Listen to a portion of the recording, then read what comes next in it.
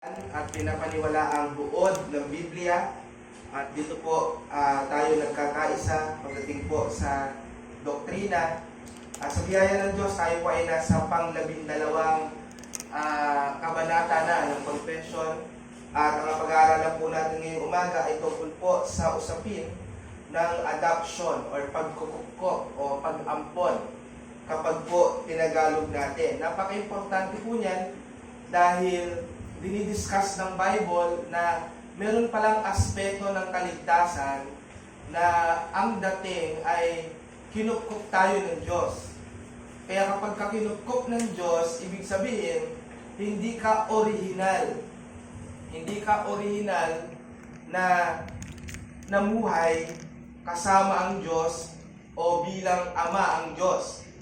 Yan ay taliwas sa madaming paniniwala ng ating kapwa mga Pilipino na lahat daw ng tao ay anak ng Diyos. Pero alamin natin, ayon sa turo ng kasulatan at ayon sa paggabay sa atin ng ating confession of faith, ano ba itong anak ng Diyos? Sino ang anak ng Diyos? Lahat ba ng tao ay anak ng Diyos? Paano tayo naging anak ng Diyos? Buksan natin ating mga Bible sa sulat ni Pablo sa Roma. Romans chapter 8, verse 14. Diyan natin itutungtong ang napakagandang usapin na ito at sa biyaya ng Panginoon, pag-aaralan natin ang mga detalye niyan sa gabay din ng pag-aaral ng theology. Romans chapter 8, verse 14. For all who are led by the Spirit of God are sons of God. So, may sinabi dyan, lahat ng mga pinamumunahan ng Espiritu Santo ay mga anak ng Diyos, for sons and daughters, hindi lang mga anak na lalaki. Lahat ay anak ng Diyos kapag sila ay pinamumunahan ng Espiritu Santo. At base sa talata na yan, ginigiba ang paniniwala ng lahat ng tao ay anak ng Diyos. Sapagkat hindi. Ngunit, ano itong prinsipyo ng pagkukop? Ano itong adoption? Bakit ginagamit ang word na adoption? Tumingin tayo ng isang word sa Bible na ginamit yung salitang adoption. Makikita natin sa isang talata ng Efeso, Ephesians chapter 1, at talata ay verse 4 hanggang verse 5 kasi hindi pwedeng paghiwalayin. Ephesians chapter 1 verse 4 to 5. Sabi dito, even as He chose us in Him before the foundation of the world, that we should be holy and blameless before Him in love. He predestined us for adoption to Himself as sons through Jesus Christ, according to the purpose of His will. Tayo daw ay itinakda, tayo daw ay itinalaga para sa pagkukop. So may nangyaring pagkukop, hindi ka original na anak, yan ang ibig sabihin. So may binabanggit ang Bible na ang pagiging anak ng Diyos natin ay dumaan sa proseso ng pagkukop. Hindi ka original na anak ng Diyos. Ngayon, paano ginagamit yung word na adoption sa panahon ng sinulat ito? Kasi baka may pagkakaiba. Yung adoption na pagkakaintindi natin ngayon bilang mga postmodern people. Bakit postmodern? Postmodern tayo yung modern 18th century. So tayo ay nasa postmodern. So, paano ginagamit ang salitang adoption sa kasaysayan? Ang adoption ay natural o normal na practice na sa panahon ng Greco-Roman world. So ano po yung Greco-Roman world? Yung panahon na namamayagpag ang Imperyong Macedonia at ang Imperyong Roma. So sa eastern side, andyan ang influence ng Greek. Sa western side, andyan ang influence ng Roman. Kaya nga may Byzantinian and so forth and so on. Ang adoption ay ginagawa na noong unang panahon pa lang. Panahon pa lang ng mga apostol, mayroon ng pag-a-adopt. At ang prosesong yan ay legal at familial na proseso. May pinagdadaanan, may pagkikilala. Ang isang bata o kahit adulto na o matanda na, pwede siyang maging legal na adopted child sa isang family, at sa pagiging adopted child niya, yung mga privileges na meron ng isang tunay na anak, privileges, responsibilities, magtataglay din sa kanya. Kaya kung ang panganay na anak, may tatay siya na maraming ari-arian, natural na ma-acquire niya ang yaman kapag namatay ang kanyang ama. Sa isang tao na kinukop ng Diyos, sa isang tao na inadapt muna ng isang tao, isang pamilya, yung same rights and privileges makukuha niya. Gaya ng isang natural born child. At ang adoption din sa panahon ng Greco-Roman world, o baguhin natin, sa panahon ng New Testament, ito ay irreversible at may bago kang identity. Alam niyo ang nangyayari? Kapag ka-adopted children or child ka na, ikaw ay ginagawaan ng bagong identity. Kaya nung ikaw ay hindi pa adopted at may utang ka, na-erase yung utang dahil bago ka ng identity. May bago ka ng dinadalang pagkatao. At ang mapapasa sa'yo, privileges and inheritance. Kaya yung old identity, debts, obligations, they were completely erased. At they became fully integrated into their new family na may bagong pangalan at may bagong estado. So napakaganda sa panahon nila kapag ikaw ay adopted. So nagtataglay ka ng mga privileges. At isa pa, pinakamaganda sa pag-aampon noong unang panahon, mayroong kang mana. Bilang kinukop na anak, nagiging tagapagmana siya ng kanyang adoptive father's estate. Pag sinabing estate, mga ari-arian. At na-enjoy niya ang full access sa kanyang bagong family's wealth and status. Bakit ko yan sinasabi? Bakit natin yung pinag-aaralan? Dahil ginamit ni Apostle Paul ang adoption na may kinalaman sa ating relasyon sa Diyos, ganyan ang pagtanaw sa kung paano tayo naging anak ng Diyos. Yung term na adoption ay ginamit ni Apostle Paul para pagkuhanan ng konsepto sa kung paano kumukupkup ang Diyos at kukunin natin ng doktrina dyan. Kapag sinabi natin adoption, adoption is the gracious act of God by which He makes justified believers His children, granting them the rights, privileges, and inheritance of being part of His family through Jesus Christ. Ang pagkukupkop ay mabiyayang gawa ng Diyos na kung saan ang kanyang mga pinawalang salang mananampalataya ay ginagawa niyang mga anak niya. Binibigyan sila ng mga karapatan at pribilehiyo at mana bilang bahagi ng kanyang pamilya sa pamamagitan ni Jesucristo. Yun tayo, bilang mga inaring anak. Justification, inaring ganap. Adoption, inaring anak. Kaya hindi yan paghihiwalayin. At tingnan natin ang confession statement. Sa confession of faith, isa lang. Kaya yun yung buo. Isang paragraph lang ang binigay ng ating confession tungkol sa katotohanan ng adoption. And let me read it to you.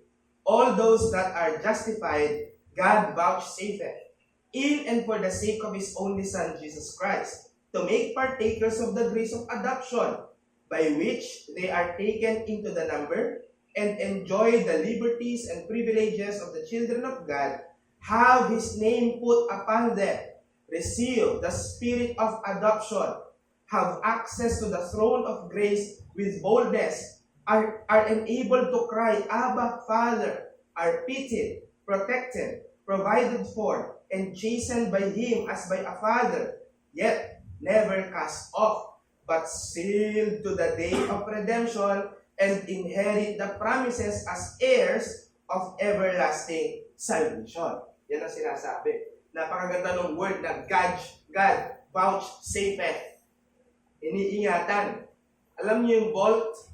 Kapag naglagay ka ng pera, different combinations of number before you would open it. Parang ganun ang pagpoprotekta ng Diyos sa kanyang inaring anak. Unahin natin ang tanong, sino ang makatatanggap ng pag-aampon ng Diyos? Yan. Sino ang mga kukupin ng Diyos? Malinaw ang sabi ng Biblia, ang mga inaring ganap lamang, ang mga iniligtas. Basahin natin, Romans chapter 8, verse 15 to 17. Romans chapter 8, verse 15 to 17. For you did not receive the spirit of slavery to fall back into fear, but you have received the spirit of adoption as sons, by whom we cry, Abba, Father. The Spirit Himself, bears witness with our spirit that we are the children of God. Kaya tayo inaring ganap ng Diyos, kaya tayo pinawalang sala ng Diyos, dahil may layunin siya na gawin tayong anak. Kaya yan ang karugtong niyan. Hindi ka natapos iligtas, kundi ipinagpatuloy ng Diyos sa pamagitan ng ikaw ay kanyang inaring anak. Ikaw ay kanyang kinupkop. Galatians chapter 4, verses 4 to 5. Ganito ang ating mababasa. But when the fullness of time had come, God sent forth His Son, born of a woman, born under the law, to redeem those who were under the law, so that we might receive adoption as sons. Kaya ang tanong, bakit ba tayo pinawalang sala? Para ariing anak. Naiintindihan? So yan ang sabi dyan eh. Nung dumating ang panahon, ipinadala ng Diyos ang kanyang anak, nilalang o ipinanganak ng babae, ipinanganak sa ilalim ng batas, para alin daw? Para tubusin yaong mga nasa ilalim ng batas upang makatanggap ng pagkukop bilang anak. Yan ang sabi.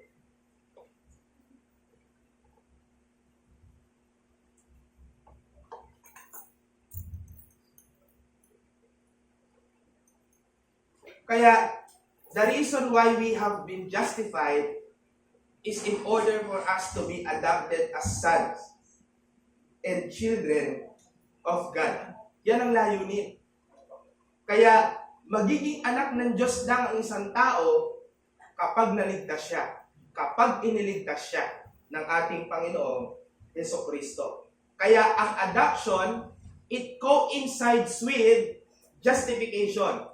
Hindi yan pwedeng paghiwalayin. At sa same time, nagliligtas ang Diyos ng makasalanan, Kanya rin itong kinukupkop bilang isang pinatawad na makasalanan na maging bahagi ng Kanyang pamilya. Kaya ang family of God nag-e-extend. Ang family of God nadadagdagan ng number from time to time. Bakit? Dahil may mga bagong tinatanggap, dahil may mga bagong inililigtas. Ngayon, may aspeto ang pagkukop ng Diyos. Meron dapat isaalang-alang. Una, dumadaan yan sa legal na aspeto. Ang Diyos, bilang makatwirang Diyos, hindi siya gagawa ng isang bagay na lumalabag sa kanyang batas. Kaya dapat naaayon sa batas ng Diyos ang kanyang pagkukop. At dahil ang Diyos ay hindi maaaring tumanggap ng isang may kasalanan, binabago niya ang kalagayan ng makasalanan sa harap niya para sila ay maging eligible. At paano yan nangyari? Again, sa justification. Tinanggap ng makasalanan ang kalagayan ni Jesus para siya ay maging lehitimong anak at tagapagmana ng Diyos. Basahin natin yan sa Romans chapter 8, verse 17.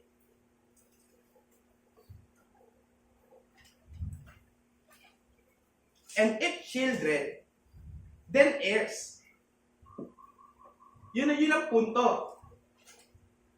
Kaya tayo anak ng Diyos dahil tayo ay tagapagmana. Heirs of God and fellow heirs with Christ, provided we suffer with Him in order that we may also be glorified with Him. So, ang pinatutungkulan dyan, ano ang ibig sabihin niyan? Dahil si Jesus ang totoong anak ng Diyos. Si Jesus, second person of the Trinity, is the Son of God. E di meron siyang mamanahin sa Ama. Meron siyang minana sa Ama. Nung si Jesus ay bumalik uli sa lupa, ay nung si Jesus ay nabuhay maguli. At bago siya pumanaog sa langit, ano sabi niya? Ibinigay sa akin ang kapamahalaan sa langit at lupa. Minana ni Kristo. Minana ni Jesus. Tinanggap ni Jesus mula sa kamay ng kanyang Ama. At ang sabi diyan, tayo ay fellow heirs. Dahil inaring anak din tayo ng Diyos, matatanggap natin ang parehong natanggap ni Jesus. Hanggang sa siya ay paluwalhatian. Legal yan. Bakit? Dahil legal ang ginawa ng Panginoon nang tayo ay kanyang iligtas. Kaya ang pagpapawalang sala o justification, ang ibig sabihin din yan ay pagpapalaya. Pinalaya tayo sa kasalanan. At dahil malaya ka na sa kasalanan, right? Malaya ka na sa kasalanan, may available na para sa iyo. Kapag ikaw ay hindi tapos pa sa pag-aaral, wala kang kalayaang makapamili ng anumang trabaho ang naisin mo. Dahil maraming mga trabaho humihingi ng bachelor's degree.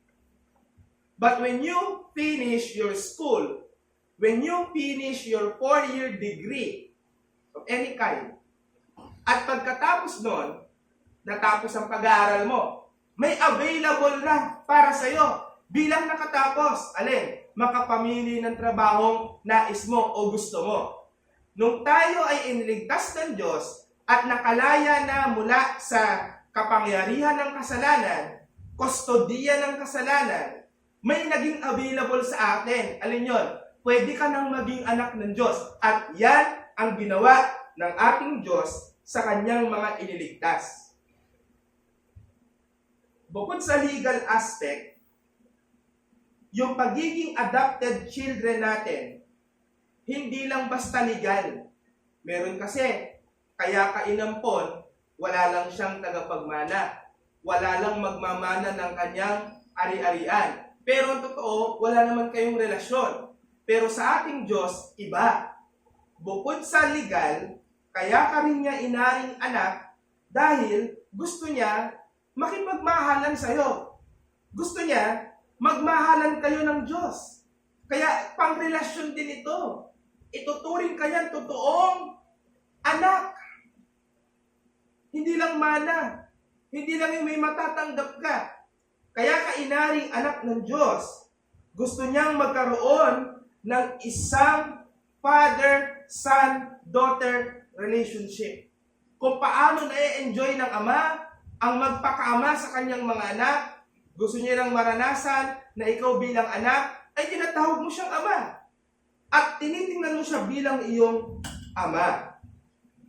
Kaya ito ay nagtatatag ng familial relationship sa Diyos Ama kasama ng mga mananampalataya bilang mga anak ng Diyos.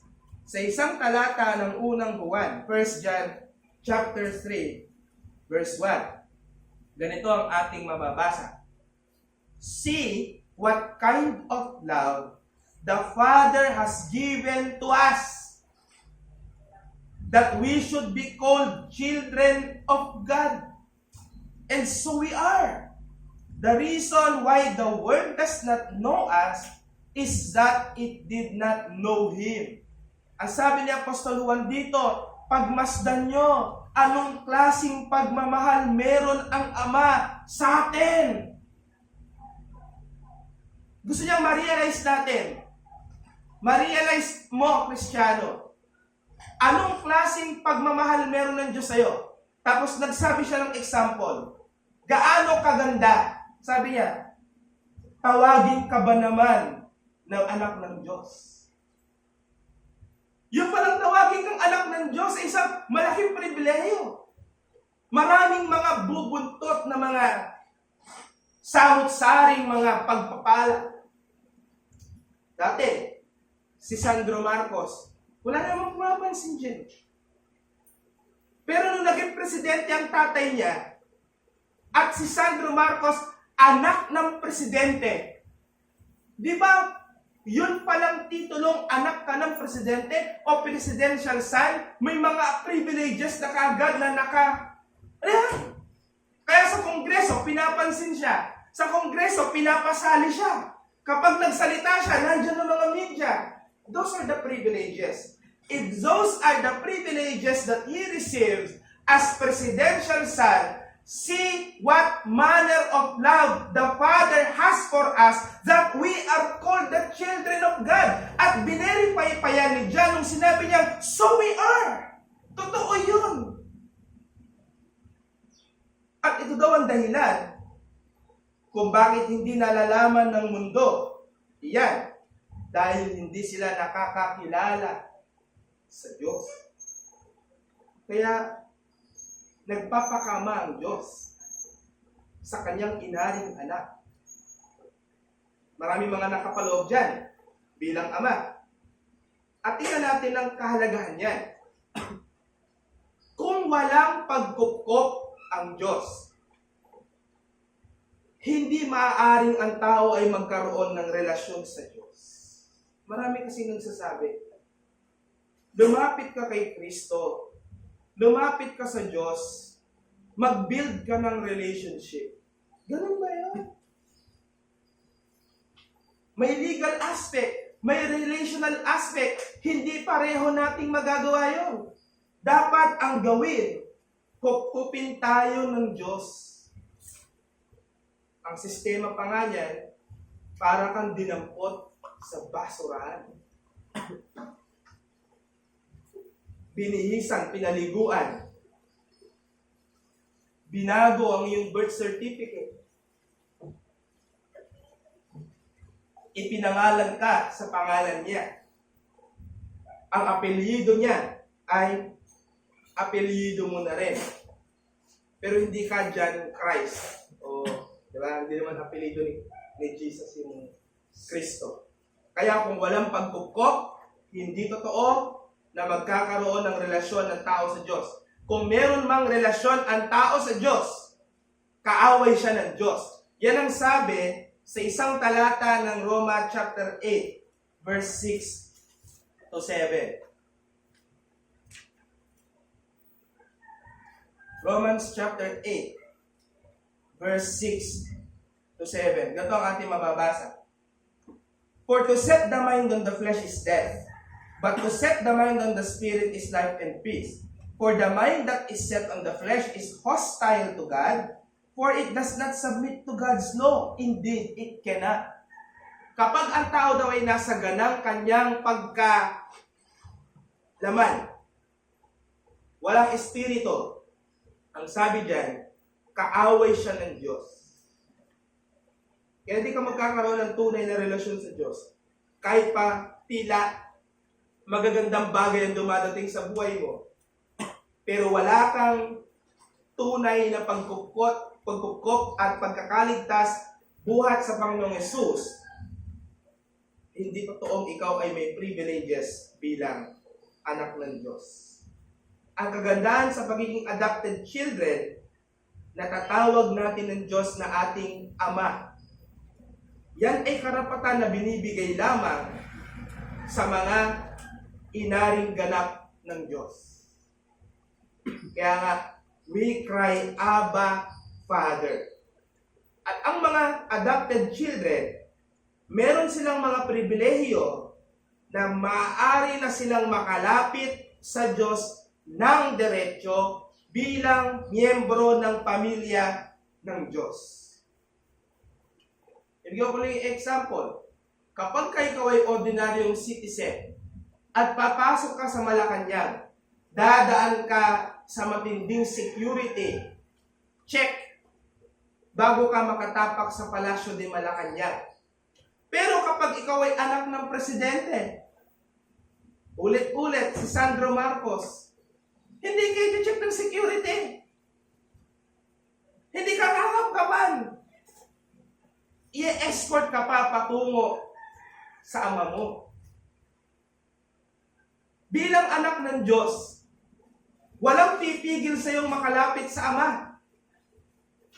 Dahil sa isang pikit lamang, sa isang pagtawag lamang ng Amang nasa langit, may access ka na kaagad sa Diyos. Yan ang sinasabi ng Romans chapter 5, verses 1 to 2. Ganito ang ating mababasa. Therefore, since we have been justified by faith, we have peace with God through our Lord Jesus Christ. Through Him, we also obtained access by faith into this grace in which we stand, and we rejoice in hope of the glory of God. Di ba? Ano ang naging epekto sa atin ng justification? Access by faith. Hindi ka na mahihirapan. Hindi ito bureaucracia. Alam niyo yung bureaucracia? Lalapit ka sa gobyerno para kumuha ng isang bagay. Tatawagin ka. Juan de la Cruz, punta sa window 1. Maya-maya, hintay ka konti. Juan de la Cruz, punta sa window 2. 11 yung windows. So 11, ang dadaanan mo bago makuha yung isang kaprasong papel lamang. Hindi ka dadaan ng ganyan pag anak ka ng Diyos. Makadediretso ka sa Diyos bilang iyong Ama. So ano ang mga pribilehyo na makukuha natin bilang bahagi ng pamilya ng Diyos?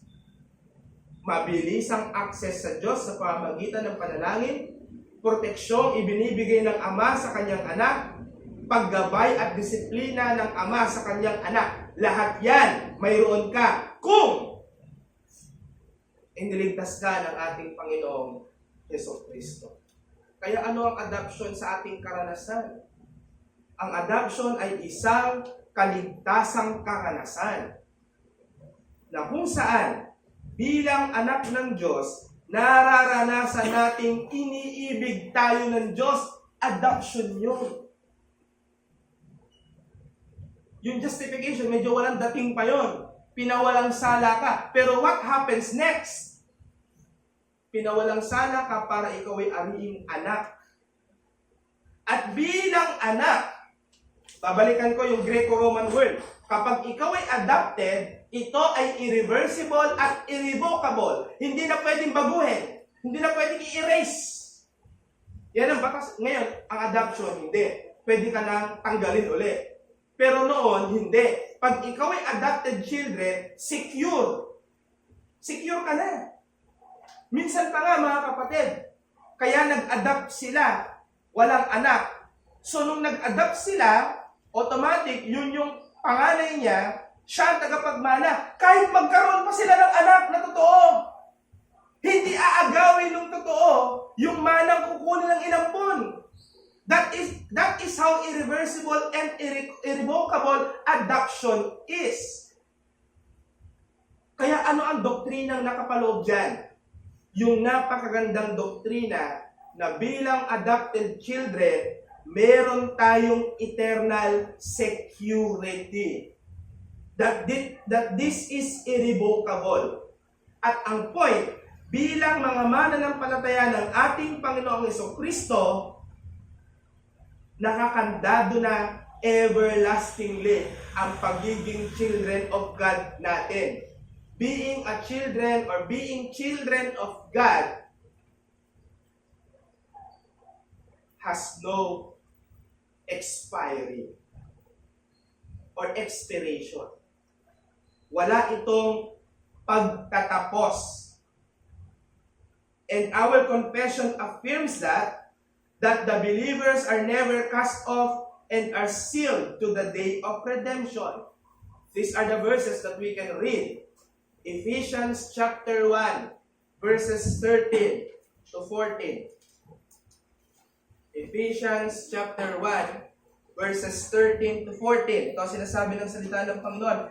In Him you also, when you heard the word of truth, which is the gospel of your salvation, and believed in Him, were sealed with the promised Holy Spirit, who is the guarantee of our inheritance until we acquire possession of it to the praise of His glory toward all the saints. Anong sinasabi dito mga kapatid? Nung tayo daw, nang narinig natin ng katotohanan sa makatwid ang ebanghelyo ng kaligtasan at naniwala tayo sa Kanya, ano daw ang nangyari? Nakandado ang pangakong banal na spirito. Yung lahat-lahat ng pangako ng Diyos, hindi niya binigay ng lump sum. Nag-install muna siya.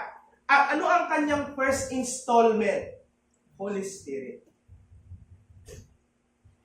At alam niyo ang pinakamaganda, binigay niya kagad yung pinakamahalaga, yung Holy Spirit. At dahil daw doon, sigurado na yan. Bakit? Dahil Holy Spirit na yan. Holy Spirit na yan. Sabi ng iba, nung tayo daw ay naligtas, ang promise pa lang daw na nakukuha natin sa Diyos karingit. Hindi ako naniniwala doon. Kung 100% ang promise ng Diyos at ginawa niyang panghulog ang Holy Spirit kaagad sa'yo, para sa akin 80% na yan. At kung 80% na yan, napakasigurado na yan. Hindi magbaback out ang Diyos sa kanyang pangako. Another is Romans 8:15 to 17.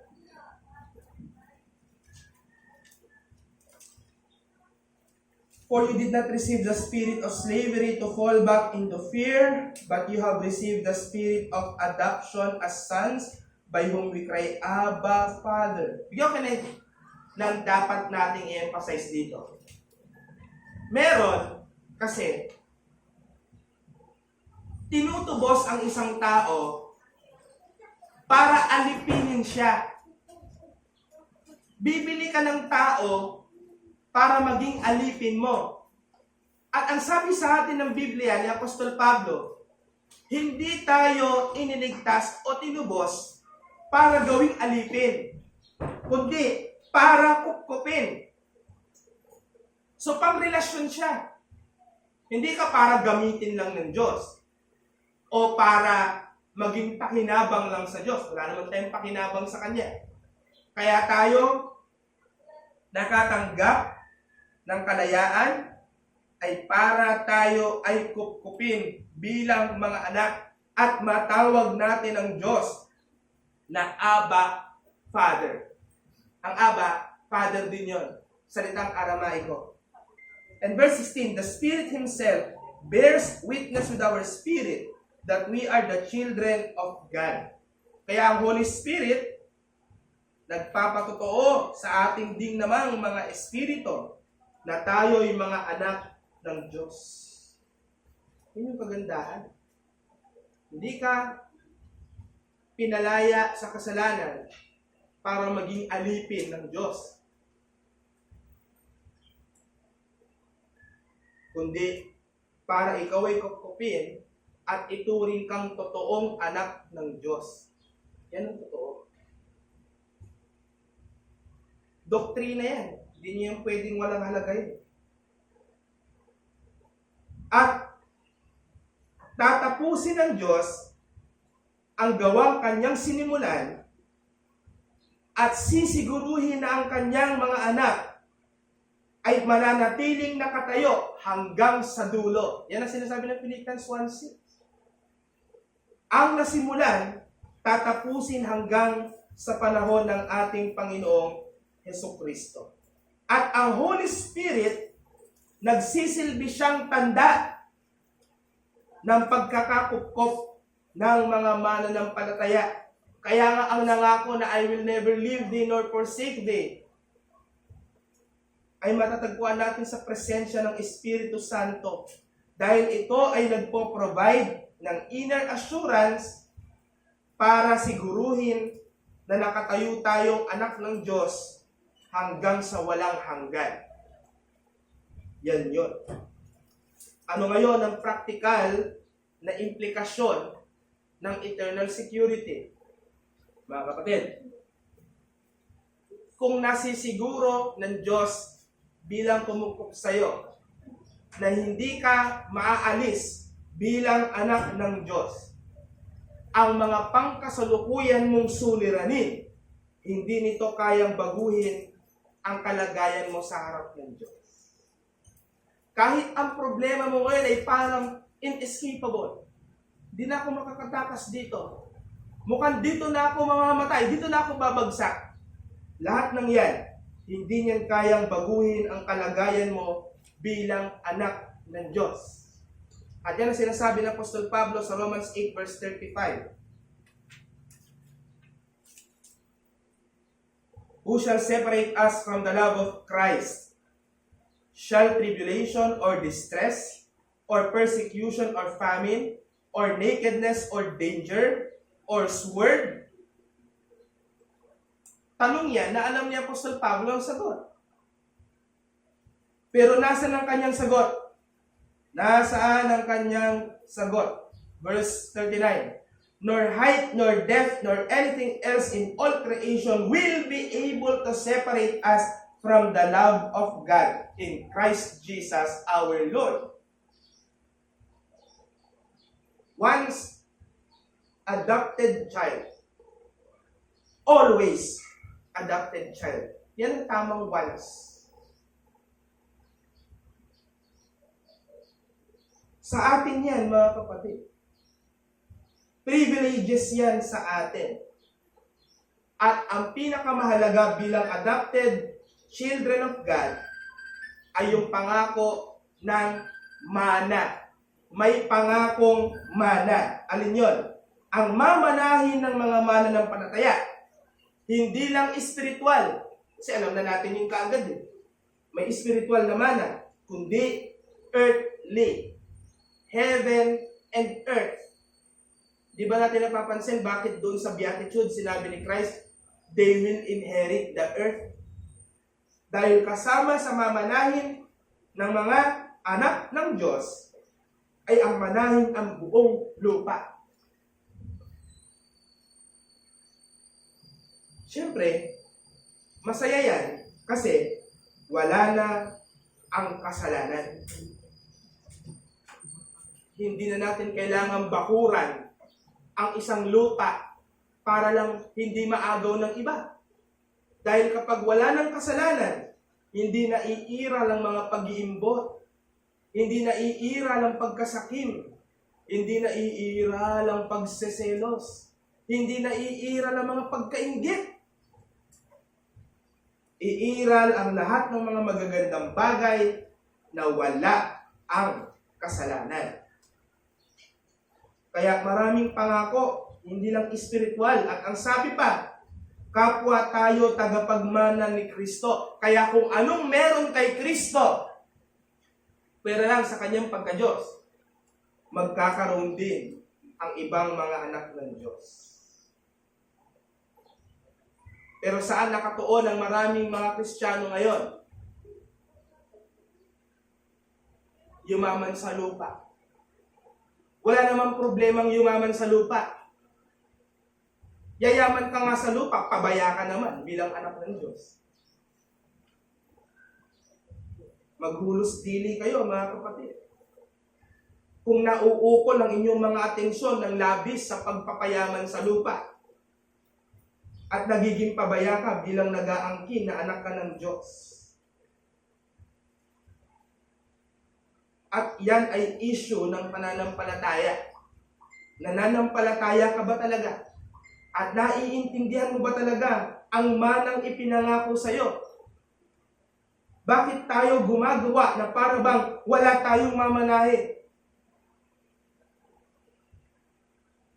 Bakit tayo natatakot na dumating ang ating kamatayan na hindi tayo mayaman? O matawag man lang may kaya? Ikaw ang nagsisecure ng sarili mo. Kaya ang tanong dyan, nananampalataya ka ba talaga? At naiintindihan mo ba talaga na nangako ang Diyos sa iyo bilang Ama na may mamanahin ka kaparehas ng namana ni Jesucristo? May pattern ka na eh. Hindi mo i-imagine ano yung mamamana mo. Kung ano yung natanggap ni Kristo, yun din yung sa'yo. Kaya nga, co-heirs. Ano ba ang namana ni Jesus? Namana niya ang lahat. Langit at lupa, kasama demonyo.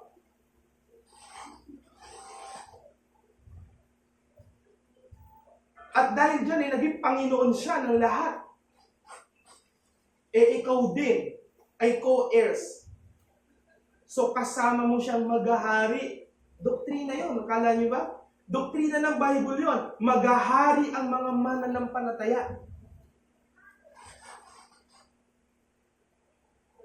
Kaya mga kapatid, anong mamanahin mo?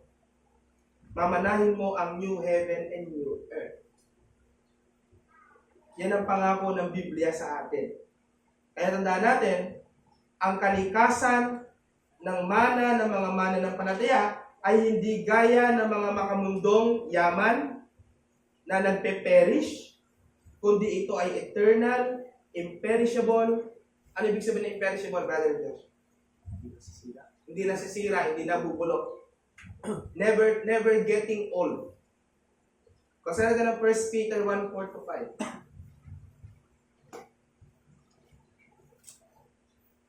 To an inheritance that is imperishable. Sipin nyo, si Paul, he speaks of an inheritance. Si John, he speaks of an inheritance. Even Peter speaks of an inheritance. Ano ibig sabihin nun? Literal. Literal na mana. Yan ang ini-aim ng mga Kristiyano. To an inheritance that is imperishable, undefiled, and unfading, reserved in heaven for you, who by God's power are being guarded through faith for a salvation ready to be revealed in the last time. At sabi ni Peter, sa bagay na yan, magagalak ka na bagamat sa sandaling panahon, ikaw ay sinusubok ng iba't ibang mga bagay. Pero, sabi, ang test nito, verse 7, ay more precious than gold that perishes, though it is tested by fire. Ano yung kinukumpara ni Pedro sa gunto? Sabi, makukumpara mo ba yung ni-reserve ni God sa langit para sa iyo? Diyan sa ginto na pag tumagal ay pwedeng masira. Yan ang hamon ni Apostol Pedro. Hindi mo masamang magginto. Pero wag natin ituturing na ang mga yaman sa mundong ito ay tila ba yun na ang ating final security. Hindi. Bilang mga taong naniniwala sa eternal security, naniniwala tayo na ang ating mga present circumstances hindi niyan dinedetermine. Hindi dinedetermine yan ang security ng future natin. Mystery pa yan kung paano tayo makakalagpas dyan. Pero alam natin, makakalagpas tayo. Bakit? Paano? Hindi pa natin alam. Pero ang ipinagpaon na sa atin ay ang pangako na alin? Hindi ka mahihiwalay sa pagmamahal ng Diyos bilang Ama. At dahil dyan, gagawin ka pa niyang tagapagmana. Kaya ito ang hamon sa bawat isa sa atin, mga kapatid na narito at mga kapatid na wala dito. Bilang mga tumanggap ng pagbukop ng Diyos kay Kristo, mga maging anak sana tayo na nagsasaya sa pag-ibig ng Ama. Sa paanong paraan? Sa pagsunod. Paano mapasasayahin ang tatay mo? Wala nang malalim pa na sagot. Sumunod ka. Sumunod sa kanyang mga utos. At siya ay pasayahin. Paano natin mapapasaya ang Diyos Ama? Sa pagpapakita natin ng buhay na may kabanalan. Pag ginawa natin ang mga bagay na yan, masunurin sa Diyos Ama, nagsisikap magpakabanal, ngumingiti sa atin ng Diyos Ama. At ano ang karugtong ng ngiti ng isang ama? Halika nga dito, bibigyan kita. Reward. Bahagi sa na-enjoy ng Kristiyano temporarily and permanently. Ganyan kaganda mga kapatid ang adoption. At para manatili tayo sa kamay ng Diyos sa buhay na ito, meron pang isang biyaya ang kaligtasan. Alin yun? Binabanal niya ng gusto ang kanyang mga anak. At yan ang ating pag-uusapan sa susunod na linggo, loloobin ng Panginoon, yung chapter 13 ng confession tungkol sa sanctification. At sana po ay mapanatili natin ang pagdalo at marami pa tayong mga makasama sa ating pong palatuntunan. Manalangin tayo bago tayo magtanong. Maraming salamat po, O Diyos, aming Ama, sa inyong pagpukpok na dahil sa aming Panginoong Jesucristo, sa kanyang pagpapawalang sala sa amin, nakatanggap kami ng Espiritu ng pagpukpok, hindi upang maging alipin gaya ng pag-aalipin ng mga tao, kundi bilang isang tunay na anak mo, na dahil sa pananampalataya at sa Panginoong Jesucristo, natanggap namin ang mga bagay nito. Sana itulak kami nito na maging masunurin sa iyong kautusan, panatilihin ang pagpapakabanal para sa iyong kapurihan. At gayon din, para sa ikapapakinabang, yamang kami ay naglilingkod kapwa sa iyo at sa mga anak mo pa. Dahil hindi lang naman kami ang mga anak mo. Marami ring mga tao na anak mo na nangangailangan ng aming panlilbihan. Kaya patuloy nawa, O Diyos, na pubugin niyo kami ng mga tamang doktrina at ganoon din kalakip nito ang mga aplikasyon na dapat po namin lakaran upang kami ay maging nararapat na tawaging anak mo. At nakakalungkot sapagkat may pagkakataon na kami po ay kumakapos sa bagay na iyan. At tila ba hindi kami anak ng Diyos. Kaya patawarin niyo kami sa mga kasalanan na ito na may kinalaman sa pagkilos namin na hindi namin taglay ang pagiging anak ng Diyos. Yamang alam namin na kami ay anak ng Diyos dahil sa ginawa ng Panginoong Jesucristo at sa pananahan ng Banal na Espiritu. Pagpalain niyo, O Diyos, ang aming mga pagkatanungan at ang mga kasabutan magmumula sa iyong salita. I-sanctify niyo ang lahat ng mga ito at yun din sa mga susunod pang gawain. Ito ang aming samot na namin sa pangalan ni Jesus. Amen. Question? Question and insight?